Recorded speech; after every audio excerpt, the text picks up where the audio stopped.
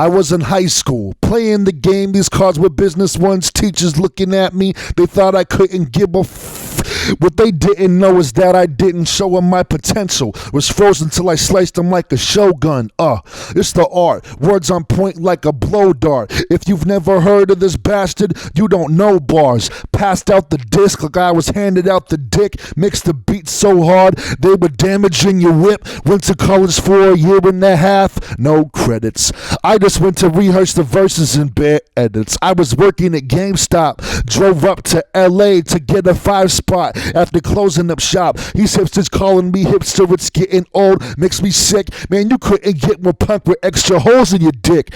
I don't give a fuck about you or the rules of your clique. I'd be willing to bet and lose it all at the drop of a shit. You know, when the album came out or when I was working on it, you know, everyone seemed to have a similar reaction to most of the songs.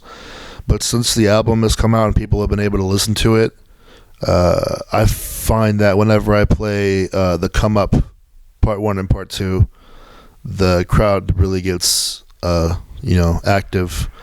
People start, getting rowdy. That's kind of like the part of the show where things kind of, get turned up a notch and everyone starts to get loose. But and because of that, that's my favorite part. That's my favorite song to play now, because it didn't used to be. I didn't used to like. I mean, I'd be okay with it, but it wasn't like my favorite song to perform. But now that the crowd has that reaction, it's obviously like my favorite part, because that surge of energy that you get on stage is it's immeasurable. The parts were actually recorded pretty far apart, and they weren't necessarily going to be, together until we put them together and realized that they were, they fit really well. But the Come Up as an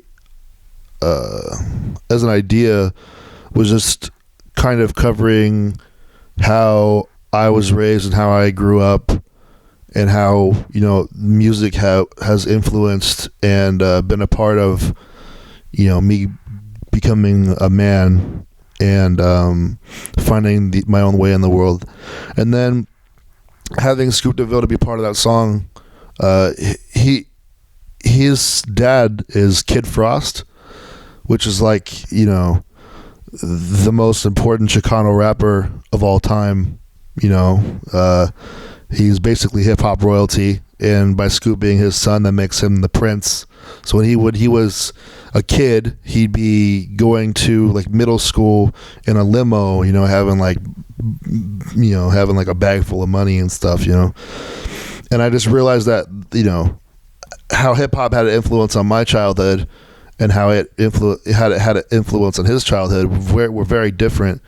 And we decided just to write about just the way we grew up with rap music with that song, and the contradiction, the contrast between his story and my story, I always found really funny.